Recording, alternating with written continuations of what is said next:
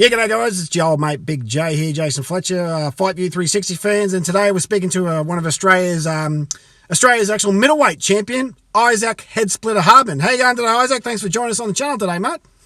I'm good, mate. Good Sunday cruising, so I'm feeling good. Thanks for having me. Yeah, mate, we appreciate you talking to us, mate. So, you're the new Australian middleweight champion. You came to our attention on the Tszyu undercard after you sparked out poor old Jamie Weech in one round, mate. Yeah, man, you're a pretty good up and comer. How are you feeling about your career at the moment? Switching over from UFC. Yeah, it's coming along nicely. I'm only 9 fights in position number 24 in the world in the middleweight division, which is obviously headed by Canelo Alvarez. So for me, it's coming along nicely. Obviously taking the right steps, having the right opponents. Yeah, it's good. It's often have to pinch myself to think I'm this far along, only 9 fights in compared to somewhere where the other stables are, my stable mates, I guess, or, the Australian talent, 17 fights and only just sort of cracking world rankings now. So it's been a quick ride, but a good one. Yeah, definitely. So, excuse me. Yeah, that one round spark out of Jamie Weech, did you think it would come that easy? Or, because he was out of the... Sorry, you go ahead. Yeah, I knew when I would hit him, he would definitely go down. I did think, coming into that, I did watch a bit of tape, and so did my coach. Obviously, he had a different rhythm, and I thought maybe he would be, take me one round to settle into his rhythm and find my sort of rhythm with his. And then as soon as I hit him, he's going down. He's not standing up to my power, and for that matter, not many people are in this country. So, and it come early. He sort of lunged in, being a shorter guy, and I, shift back, right hand over the top. That's something we worked on. In that training camp, so yeah, it was good. As soon as it landed, I knew he wasn't coming back from that. He didn't answer the count, and then I quickly finished him after that. But I knew as soon as I'd hit him, he wasn't getting back up. But I didn't think it would come minute 20 into the first round. Yeah, it was. I actually gave that the performance of the night in our review of that card after the Tszyu victory. So good on you, mate. So we're moving on. To your next fight. Now this is a bit of an interesting situation. We know that on when is the actual May 26th? Is that correct? Is your That's next fight? So Justice Huni is taking on Christian. I can't pronounce his last name. I've got to learn. Christian Tszyu, and you're actually on the undercard in a very interesting situation. Can you break that down for us, mate? Yeah, so it's headed by Justice. It's built around him. He's crazy at the moment. He just got announced in the Olympic team. He's got the Gallen fight coming up, and they want to turn his wheels over once before then. It's in the ICC. It was meant to be at Fox Studios, but there's a bit of a COVID restriction there, so they've moved it to the ICC. Empty stadium, all media, only media access to watch Justice and myself. It was meant to be someone else, and when opportunities come knocking, and especially when money's at the door, I want to get paid. So I jumped at the chance. I only just come off holidays, and after my last sort of fight, I was on the wind down, but I jumped at this. I'm fit. I'm ready. Good opponent in Robert Berridge. It was meant to be a rematch against Taj Singh, but he didn't. He decided against it because it was going to be at 76. I wasn't doing 3 weight cuts to middleweight in the space of 5 weeks. I wasn't doing that to myself. So Robert Berridge is the guy that stepped up. He's formerly fought at light heavyweight. He's got a big record. He's fought previously Dimitri Bivol, who's one of the best light heavyweights in the world at the moment.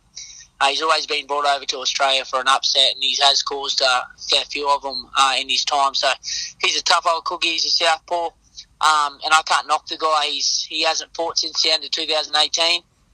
He's obviously been in good nick because he was once a light heavyweight, and now he says he can make super middle. So he's obviously been in the gym. So I'm excited for that. I'm not looking past him, especially because I'm booked on the next one, the Gallen Huni card as well. Can never look past someone, but I'm definitely confident in this fight. I'll get through that and then go and roll into another one 3 weeks after. And who's do you have an opponent for that fight 3 weeks after? Well, yeah, it's meant to be Emmanuel, who's someone I've been chasing for quite some time. Not that I need to chase him. I'm ranked ahead of him at the moment, and he doesn't have much to offer for me, except for the fact that there's no other opponents in Australia, and I just need to and want to fight at the end of the day and want to get paid. So he's got a good record in saying that, 12-1. He's only lost come to Dwight Ritchie, who sadly passed away now, and was a great fight. So he's a credible opponent. he's apparently come to terms with the agreement. So yeah, hopefully we get him on the Gallen Huni undercard as a co-main or semi-co-main. And then that's 3 fights in the space of 6 weeks. No one else is doing that, so it's pretty cool. Yeah, it's pretty exciting. Now, with your second fight, is that at middle or will that be at super middle? That'll be at middleweight. Okay. Because I am a middleweight. The only thing was with this one in 2 weeks, I was on holidays eating steaks and drinking beers and tequila, so I thought, I wasn't going to kill myself to come down. I wasn't scheduled to be on it, They should call me the wicket keeper or something because I fucking pick up the balls that they drop. And I said, yeah, I'll do it. I'll save the show, but I'm not going killing myself in 2 weeks to get down to middleweight, only to blow back up to do it all over again 3 weeks later, or 2 weeks later. So I got a new dietitian, the fight dietitian, Geordie Sullivan. He's incredible. And I asked him to advise me a weight I could make safely, and he said anywhere between 77 and 75 and a half. So we got 76.2 as super middleweight. I thought, why not? Let's get it there. So, that's why we're at 76. And, I'll sort of roll out of that fight straight into diet, and I won't be able to, it's going to be a weird thing for me not being able to celebrate with a burger after and a beer, but, I'll have my freaking protein shake and a, TikTok meal and get straight back into training when I get back in Thursday. Yeah, fantastic. So just on the Justice Huni now, he's actually, he's taking over. He's planting his flag quite successfully in Australian boxing. Absolutely. He's having this fight against Christian, and then he's having the Paul Gallen fight, and then he's going to the Olympics. Now, I'm a little bit concerned for him because there's a huge risk of, if he gets cut, if he hurts his hand, if he busts his shoulder or anything like that. Yeah, absolutely. Are you sharing that concern? Because we're all quite concerned for him. I'm like, I think they're a little bit crazy. Sure. It is a big gamble, but he's a young guy. He's only 23. He's chomping at the bit to prove that he's one of the baddest men in the heavyweight division. So, like myself, I just fought.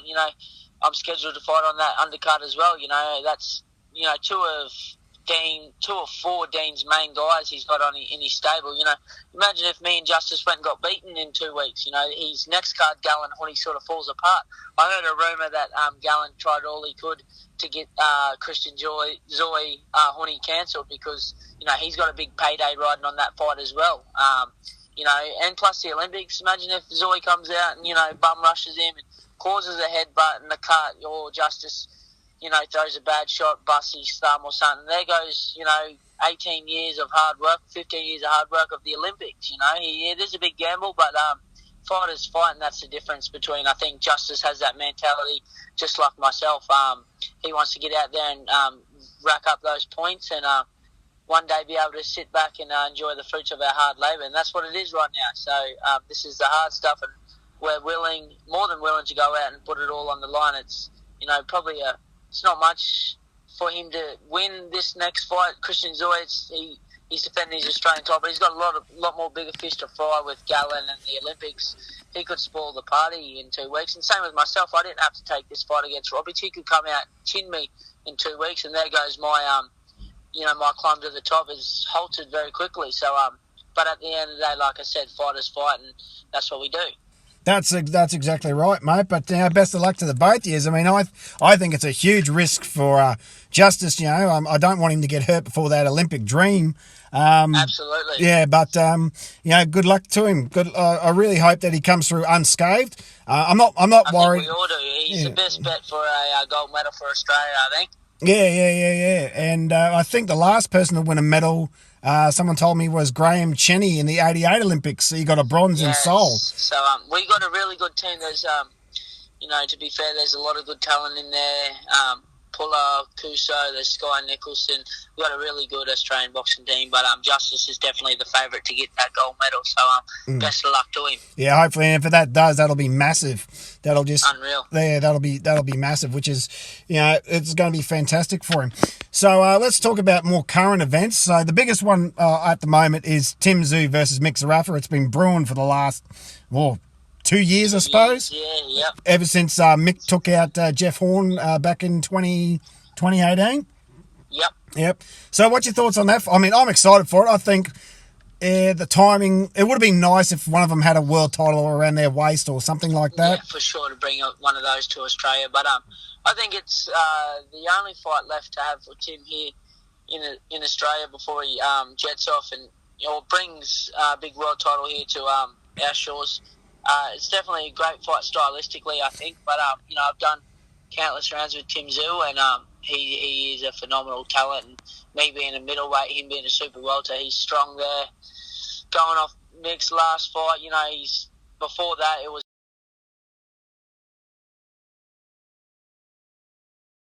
left to have for Tim here in Australia before he jets off and brings a big world title here to our shores. It's definitely a great fight stylistically, I think. But I've done countless rounds with Tszyu, and he is a phenomenal talent. And me being a middleweight, him being a super welter, he's strong there. Going off Mick's last fight, before that it was Jeff Horn, which he controversially lost to in that dodgy ninth round. I will give him that. He probably would have got Jeff out of there if the ref didn't jump in. But at the end of the day, it was a loss in his record, and then went and beat an older Mundine. He hasn't been in there and doing what Tim's doing at the moment. Tim's been turning the wheels over against high-level guys. Yes, the guy before, Bowen Morgan, probably a little bit undersized. But Dennis Hogan, you can't argue. That was very credible.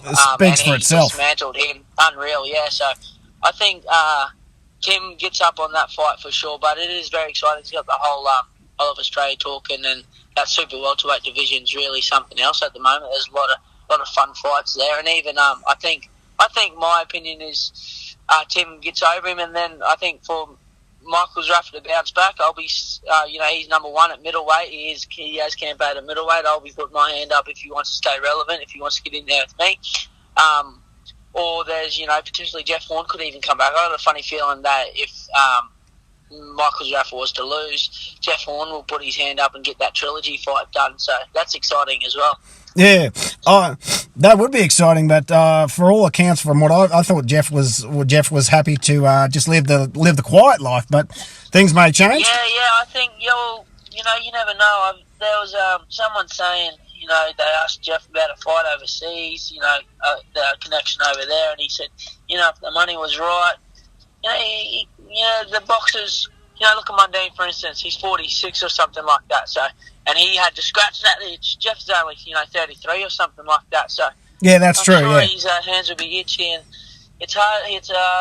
I would say it's a hard sport to walk away from. I'm not there yet, but I'm dreading that day when I know I'm not as good as I used to be, but still want to have that fire burning in the belly. So, it's exciting times. I think that could definitely be a fight fans would love to see, the third fight between Zerafa and Horn. That's something on the table. If there's enough money talks at the end of the day. That's why I'm fighting in 2 weeks. Yeah, definitely. So yeah, but Tszyu for the win over Zerafa. Yep. I want Mick to win, but I just see Tim as being too active. So yeah, for sure. Yeah, and the biggest sin is boxing is inactivity, and even when you're in there, against guys that aren't on that level, it doesn't do you too many favours. Yeah, definitely. All right. Well, I appreciate your time, mate. Is there anything else you want to throw out there that what's your goal? Are we talking going overseas? Absolutely. I don't think there's many fights left for me here. E-Man's the only one I've got to knock on the head, and if Zerafa was to lose and he wants to stay relevant, that's obviously a fight I want as well. But other than that, get me over to the States or to Europe. So I've got a good contact over there in the States. So I've had offers from, Top Rank and Golden Boy. One started last year, one started this year. So it's just a matter of, COVID pissing off finally and getting the right fight over there. But I would go tomorrow if someone offered me another fight and we can get over there safely. But definitely my goal is to be the household name like every boxer gets into this sport for, is to be the best in the world, and retire safely with a beautiful family. Yeah, that's exactly right, mate, and we wish the best of luck to you, mate. So, excuse me, in your opinion, don't have to back it up, who do you think's the most prominent, the best boxer in Australia or internationally from Australia at the moment? What's your thoughts?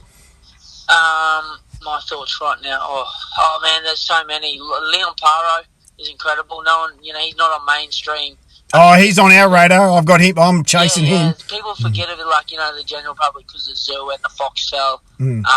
But Paro was incredible. Who else we got? Liam Wilson. He's another one. He's a Cabo boy. He's from where I'm from. He's incredible. Tszyu, obviously. But if I had to put it down to skill in exciting weight class, there's like Wilson, he's a featherweight. There's not much noise there at the moment. But Tszyu, obviously, he's right. He's knocking on the door of the Charlos, Castanas, and stuff like that. So and everyone's backing him. So I'm backing him as well. And we got to get around people like that, being such a niche sport in a small country. We got to get this noise popping off. So the likes of myself and Justice and Liam Wilson and Liam Paro and all these other guys can come through and make a good check on the way. So I'm backing Tim. He's my pick at the moment to go through and get our little piece of the world on the map. Don't forget about George Kambosos, mate. So. Oh, fuck, mate. Yeah, that's another one. See, because he's not on media. Georgie Kambosos he's at the pinnacle. He's at the mecca right now in Australian boxing, in boxing in general. So he's going to get all the straps. He's fighting Lopez. He's definitely... see, that's another one. My mistake. I'm very sorry for that, George Kambosos. But he's definitely there, and he's the best we have at the moment, and he's knocking on the door of greatness. What are your thoughts on women's boxing? Because it's been coming in droves in the last... I just was at a fight show last night. Beck Hawker fought for an Australian title, and that was an incredible fight, probably the fight of the night. We just had Ebony Bridges fight over in the UK. Mm-hmm. Shannon O'Connell's nipping at the heels. Shannon, she's had a big career in boxing already, but she's still going strong. There's Sugar Neats as well. There's a lot of good female boxers, and eyes on the sport is what we need, especially, again, in this small little country and niche sport. We need people talking about it, and I think Ebony Bridges really got that spark going, She did. With that awesome fight she had over there with Courtney, so congratulations to her, and it's got everyone talking for sure. Yeah, and I'm waiting for the GOAT to come back, Susie Ramadan, so I'm waiting for her next fight, so I'm praying that she gets another fight, so... Yep. Definitely. Yeah, well, the ladies are coming along nicely, and as you said, I mean, the women's fight last night probably would have been the feature event, and most of the time, especially on the Ebony Bridges card, what was the main event? I don't remember. It was Nigel Ben's young fella versus Conor Ben versus Samuel Vargas. Vargas, or something like that. And no one's even talking about that fight because all the attention was on Ebony. So, yeah, absolutely. So she knows how to make some noise, that's for damn sure. Yeah, exactly. And same with Shanika on Shannon when Mick fought Mundine. Everyone was focused on... That definitely stole the show as well. 100%. Definitely, 100%. Yeah, I mean, the girls are coming along in spades, and hopefully one day they'll be headlining the shows, and you fellas will be on the undercards. So yeah, I think so. I wouldn't be ashamed of that. I don't think any bloke would be to be on the co-main event to that Ebony Bridges fight with Courtney far out. Happily. And look what the UFC's doing with the girls. They're leaps and bounds. That's exactly right. Yeah. If there's one sport that promotes women's sport better than anything, it's UFC. If every other sport... for sure. And only 6 years ago, Dana White got asked the question, will women ever find the UFC? He goes, not my organisation. And 2 years later, Ronda Rousey headlined her first card. So, women can fight. Holy fuck. Sometimes, they fight with so much emotion. They rip and tear, so it is exciting. Yeah, man, I don't know about you, mate, but Amanda Nunes scares the buggery out of me. So. Oh, absolutely. I think she dropped, 90% of the population, men's wise. So she's unreal. Absolutely. Well, mate, I'm not going to take up too much of your time. Thanks for joining us here, mate. Oh, just finally, how'd you get your nickname? I forgot to ask you that before. Head splitter. It was from my footy days. So I was a big footy player back in my high school days, and I always just used to rip in and add this ring to it. Head splitter Hardman. I went in hard, head first, and come out on the better end of a head clash and busted this other kid's head open, and it was hard hitting, head splitting Hardman. And when I first started, I just thought my first fight was an MMA fight. I thought my little place where I'm from, Caboolture in Brisbane, is quite a strong little community, and we always back each other. I thought I was just going to keep it for everyone back home, and that's where it popped off. Oh, fantastic. Well, that's fantastic to know, mate. Well, all the best to you, mate. We'll be watching on Fox Sports and KO for your fight and then main event for your next fight. We'll be keeping tabs on you, mate. All the best to you. And thanks very much for joining us here at 5view360.com, mate. Thank you very much. I appreciate your time. Thanks, mate. That was Issac Hardman, guys. This is your old mate Big J for Fight View 360. Please like and subscribe to the video.